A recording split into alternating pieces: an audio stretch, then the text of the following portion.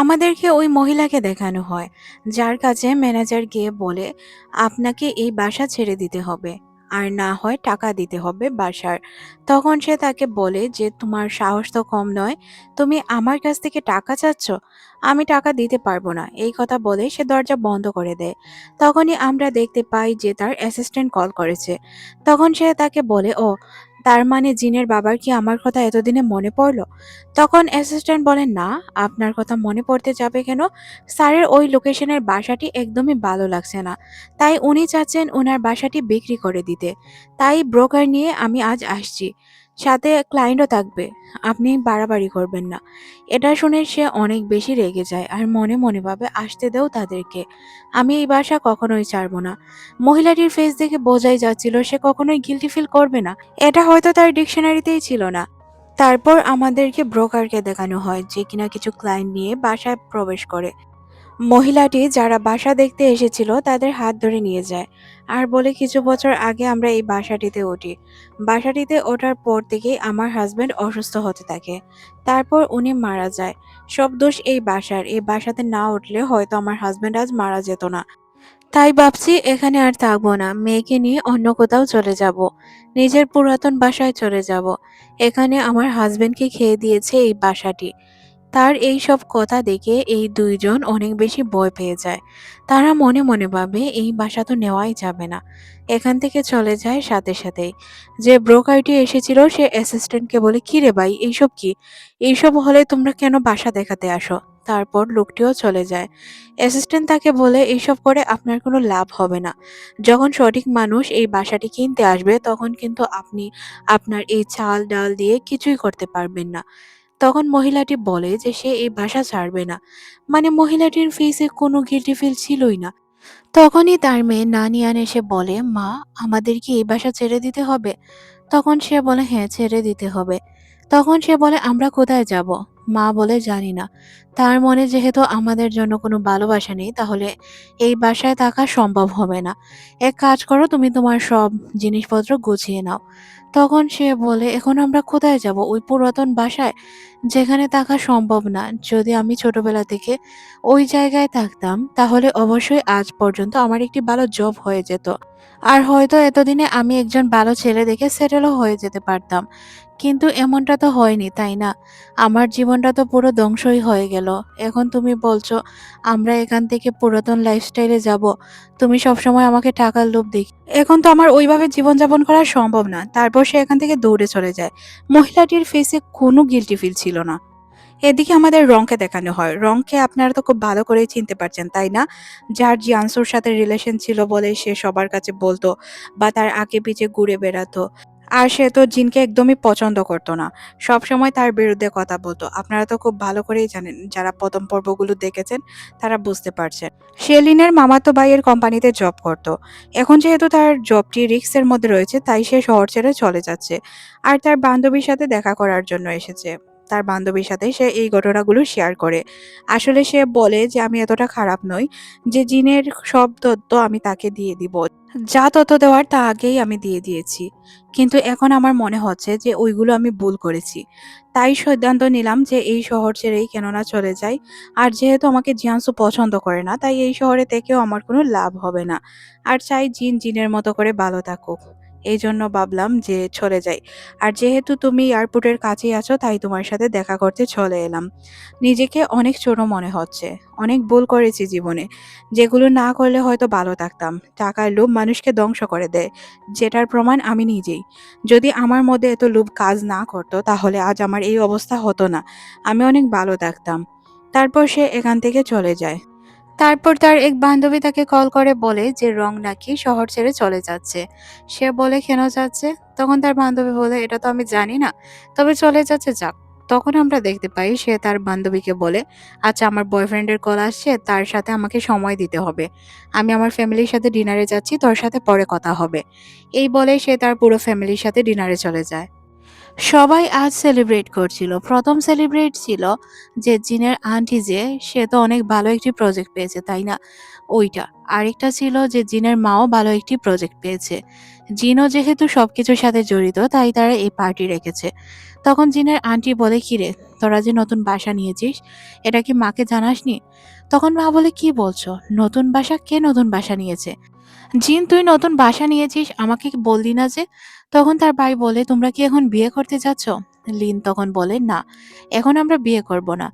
জিন যেহেতু কিছুদিন আগেই তার পড়ালেখা কমপ্লিট করেছে, আমি চাই জিন কিছুটা সময় নিক, সে নিজেকে স্টাবলিশড করুক। সে যখন বিয়ের জন্য প্রস্তুত হবে তখন না হয় বিয়ে করে নিব। আর দ্বিতীয় কথা হচ্ছে, আমরা লং ডিস্টেন্স রিলেশনশিপে দেখতে চাই না, যার কারণে বাসাটা নেওয়া, যাতে আমরা একসাথে থাকতে পারি, একে অপরকে জানতে পারি, সময় দিতে পারি। তাই মূলত আমি বাসাটি নিয়েছি। মা বাসার লোকেশন দেখতে চায়। সাথে আঙ্কেলও। সে বাসার লোকেশন তাদেরকে শেয়ার করে। আর জানায় যে বাসাটা তাদের দুইজনেরই অনেক বেশি পছন্দ হয়েছে। তাই তারা এই বাসাটি নিয়েছে। লিন বলে, আমি আমার দাদার সাথে দেখা করতে যাব। তারপর আমি ওর সাথে কথা বলবো। সিন পরিবর্তন হয়। সে তার নানার সাথে দেখা করতে চলে এসেছিল। সে তার নানাকে বলে যে আসলে আমি চাচ্ছিলাম আমি নতুন করে প্র্যাকটিস শুরু করতে। নানা বলে, এটা তো ভালো কাজ। শুরু কর, এতে তো কোনো প্রবলেম নেই। তখন সে বলে, নানা, আরেকটি ঘটনা। আমার যে শেয়ারগুলো রয়েছে না, ওইগুলো আমি জিনের নামে দিতে চাই। আর কোম্পানির নতুন একটি নামও দিতে চাই। তখন সে বলে, আচ্ছা, নাম পরিবর্তন কর, এতে আমার কোনো প্রবলেম নেই। তখন সে বলে, এখন করব না, যখন আমাদের কাছে বড় বড় কিছু প্রজেক্ট চলে আসবে তখন আমরা নাম পরিবর্তন করব। নানা বলে, আচ্ছা, লিনের নামে যে তুই সবকিছু দিয়ে দিবি, লিন কি জানে এইসব? আর তার কাছ থেকে পারমিশন নিয়েছিস? কারণ সে তোর শেয়ার হোল্ডার হয়ে যাবে বেশি, কারণ তার মার শেয়ার রয়েছে। তোর শেয়ার যদি তুই তাকে দিয়ে দিস তাহলে তো তারই শেয়ার হয়ে যাবে বেশি। তখন সে বলে, এতে কোনো সমস্যা হবে না। নানা বলে, তোর সম্পত্তি, তোর যা ভালো লাগে তুই করতে পারিস। আর সে কি জানে? তখন লিন বলেন, না না না, এখনো আমি তাকে জানাইনি। আপনার পারমিশন না নিয়ে কি আমি তাকে বলতে পারি? কারণ যতই হোক শেয়ারগুলো আমার আপনার থেকে পাওয়া। তাই আপনাকে না জানিয়ে তো আমি কিছু করতে পারি না। তাই কিছু করিনি। এদিকে আমাদের জিনকে দেখানো হয়। সে অফিসে কাজ করছিল। পিছন ফিরে তাকিয়ে সে লিনকে দেখতে পায়। লিনকে দেখেই সে সরি বলতে শুরু করে। বলে, আমি ইচ্ছে করে দেরি করিনি। আর অফিসে কাজের অনেক বেশি প্রেশার থাকার কারণে আমি নানার সাথে দেখা করতে আসতে পারিনি। নানা কি তোমাকে বকা দিয়েছে? তোমার ফেস দেখে আমার কাছে অনেক বেশি খারাপ লাগছে।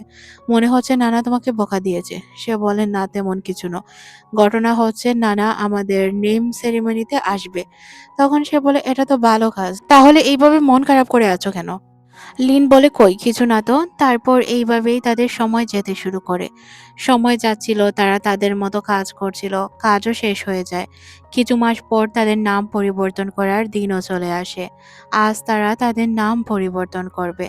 নাম পরিবর্তন করার জন্য স্পেশাল গেস্টকে ডাকা হয়। স্পেশাল গেস্ট ছিল লিনের নানা আর ছিল জিনের মা। তারা দুইজন মিলে তাদের নতুন কোম্পানির নাম ঘোষণা করে। আর নামটি দেখে সবাই অনেক খুশি হয়। তারপর আমরা জিনকে দেখতে পাই, যে কিনা তার জন্য একটি সারপ্রাইজ রেখেছিল। সে আসলে নতুন একটি প্রজেক্ট তৈরি করেছে, বা কোম্পানিও বলতে পারেন, যেটা শুধু তাদের জন্য। এটা অফিস ছিল জিনের। আর জিনের অফিসের নাম সে লিনের নাম দিয়ে রেখেছিল। লিন তখন জিজ্ঞাসা করে, এই নাম সে কেন দিল? তখন সে তাকে জানায়, সে যখন রিসার্চের জন্য যাবে তাহলে 10 ঘন্টা তাদের দেখা হবে না। তাই সে এমন নাম রেখেছে, যাতে এই জায়গায় সে যদি সময় কাটায় তাহলে তার লিনের কথা কম মনে পড়ে। তারপর তারা দুইজন ভিতরে যায় আর মজা করে ড্রিঙ্ক করতে শুরু করে।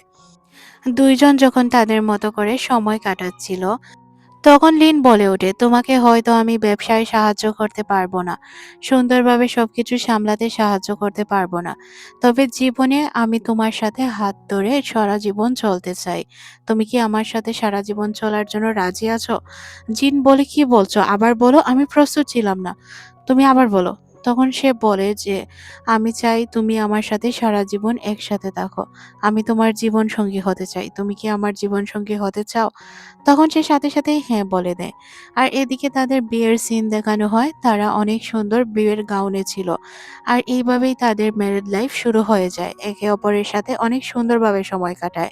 দুইজনই কাজে দুইজনের মতো বিজি ছিল, কিন্তু একে অপরকে সময় দিত, একসাথে বাহিরে যেত, আবার বাসায়ও ফিরে আসতো। একজন ছিল বিজনেসে আর একজন ছিল তার ডক্টরি পেশায়। সে এখন রিসার্চের কাজে বেশিরভাগ সময় বিজি থাকতো। সে প্রত্যেকটি বিষয় অনেক সুন্দরভাবে রিসার্চ করার চেষ্টা করছিল, যাতে আগের লাইফে ফিরতে পারে। তারপর তারা একসাথে খাবার বানাতো, টিভি দেখতো, এই টাইমগুলো মিস হতো না। সিন পরিবর্তন হয়, ১০ বছর আগে চলে যায়। এখানে জিন এখন অনেক বড় বিজনেসম্যান ছিল। সে তার প্রজেক্ট দেখার জন্য একটি বালুর চড়ে আসে। তার অ্যাসিস্ট্যান্ট যখন তাকে সবকিছু বোঝাচ্ছিল, পিছন ফিরে তাকিয়ে সে লিনকে দেখতে পায়। লিনকে দেখে সে দৌড়ে লিনের কাছে যায় আর তাকে জিজ্ঞাসা করে তার রিসার্চ কেমন ছিল। তখন সে জানায় রিসার্চ শেষ হয়েছে, তাই ভাবলাম তোমার সাথে দেখা করে আসি। তোমার দিন কেমন যাচ্ছে আর তুমি বিজনেসেই বা কি করছো, এগুলো তো আমার দেখা উচিত, তাই না? তখন সে বলে, হ্যাঁ জানি। তারপর সে তাদের এই সোলার প্যানেলগুলো দেখতে থাকে, যেগুলো জিনের পরিশ্রমের ফল ছিল। অনেক বছর পরিশ্রম করার পর সে নিজেকে এখানে দাঁড় করিয়েছে। সিন চলে যায় আরো ৩ বছর পর। এখানে আমরা লিনকে দেখতে পাই, যে কিনা একজন রোবটের সাথে হাঁটছিল। তাকে রোবটটি জিজ্ঞাসা করে, আচ্ছা এখন আপনি কোথায় যাবেন? তখন সে বলে, আর কোথায় যাব, নিজের মেয়েকে আনতে যাব। তখন সে বলে, আপনার মেয়ে কিন্ডার গার্ডেনে পড়ে? আপনার মেয়ের এখন তো অন্য বড় ক্লাসে পড়ার কথা ছিল। আপনি কি বাচ্চা দেরিতে নিয়েছেন? তখন সে বলে, হ্যাঁ আমি জানতাম, এটা শুনতেই হবে। আমি বাচ্চা দেরিতেই নিয়েছি। তারপর সে চলে যায় গাড়িতে। গাড়িতে গিয়ে দেখতে পায় এখানে নোটিফিকেশন ছিল বাচ্চাকে স্কুল থেকে আনতে হবে। তারপর জিন আসবে, তাকে ওই এয়ারপোর্ট থেকে আনতে যেতে হবে। তার রিমেম্বার তাকে মনে করিয়ে দিচ্ছিল। তারপর আমরা দেখতে পাই যে আসলে এই জিনের প্রজেক্ট অনেক বড় ছিল। সে সৌদি আরব থেকে অনেক বড় একটি প্রজেক্ট সাইন করে ফিরছে দেশে। আর এটা নিয়ে পুরো জায়গায় একদম হইচই মেতেছিল। তারপর সে তার মেয়ের কাছে যায়। মেয়ে তখন তাকে বলে, বাবা আমি মা আসলেই বাসায় তারপর খাবার খাবো। তখন সে তাকে বলে, না বাবা এটা করা যাবে না, তুমি আগে খাবার খেয়ে নাও, মা যখন আসবে তারপর না হয় আবার খাবার খাবে। মেয়ে বারবার বলে, আমি মা এলেই খাবো। তখন তার বাবা তাকে জানায়। তখন লিন বলে, সে যদি খাবার না খায় তাহলে তার মা রাগ করবে। তখন সে বলে, আচ্ছা আমি বলে দিব যে তুমি ওয়ার্ল্ডের বেস্ট বাবা। তারা দুইজন এয়ারপোর্টে দাঁড়িয়েছিল। জিন তাদেরকে দেখে অনেক খুশি হয় আর দৌড়াতে দৌড়াতে তাদের কাছে চলে আসে। তার মেয়েকে জড়িয়ে ধরে। মেয়ে তাকে ফুলের একটি তোড়া দেয়। তখন সে তার মেয়েকে বলে, বাবার জন্য কিছুই আনিনি, তোমার জন্য চকলেট নিয়ে এসেছি। আর তার সব সহকর্মীকে বলে, কাল কেউই আর অফিসে আসবে না, পরদিন সবাই অফিসে আসবে, একদিন সবাইকে ছুটি কাটানো উচিত।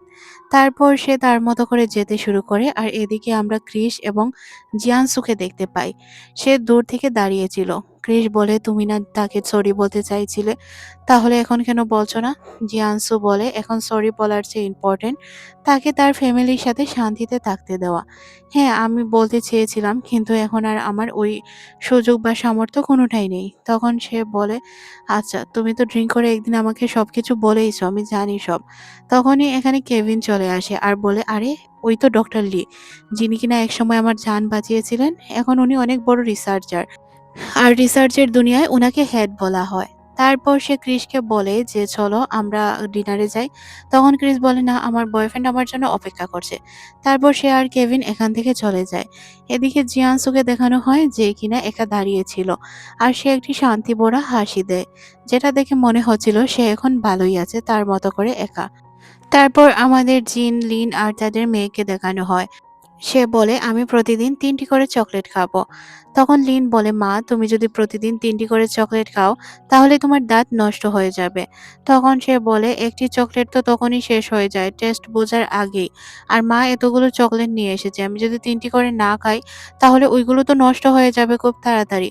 লিন বলে, তুমি আর তোমার মেয়ে মিলে ঝগড়া করো, আমি আসছি। সে ফ্রেশ হওয়ার জন্য চলে যায়। ফিরে দেখতে পায় তাদের মেয়ে ঘুমিয়ে পড়েছে। তখন একে অপরকে কিস করে আর লিন চলে যায় তার মেয়েকে রাখার জন্য। মেয়েকে রুমে রেখে এসে তারা একে অপরের সাথে গল্প করে যে একে অপরকে কতটা মিস করেছে তারা এতদিন। সিন পরিবর্তন হয় পরদিন সকালে। লিন দাদির বানানো মোমোসগুলো বের করছিল ফ্রিজ থেকে আর বলছিল দাদি এখন কতটা বিজি থাকে। তাছাড়াও তার মাও এখন অনেক বেশি বিজি। সবাই সবার মতো করে বিজি। জীবনটা কেমন জানি চলেই যাচ্ছে। তখনই তাদের মেয়ে চলে আসে আর বলে, মা আমি অমলেট খাবো। তখন জিন বলে, আচ্ছা আমি বানিয়ে দিচ্ছি। আচ্ছা মোমো তো আছেই, তার সাথে অমলেট ভালোই হবে, খারাপ না। তারপর তারা ২ জন মিলে নাস্তা তৈরি করতে শুরু করে। জিন অনেক সুন্দর করে অমলেট বানায় আর বলে, আপনাকে ছাড়া আমার জীবনের কোনো কাজই সম্পূর্ণ হতো না। আপনি ছিলেন, আপনার সাপোর্ট ছিল, তাই আমি সবকিছু খুব ভালোভাবেই করতে পেরেছি। আর আপনি না থাকলে সবকিছুই অসম্পূর্ণ হতো। তাই এই স্পেশাল অমলেট আপনার জন্য তৈরি করলাম। সে অমলেটটি লিনকে দেয়। তারপর তারা অনেক সুন্দর ফ্যামিলির মতো নাস্তা করে।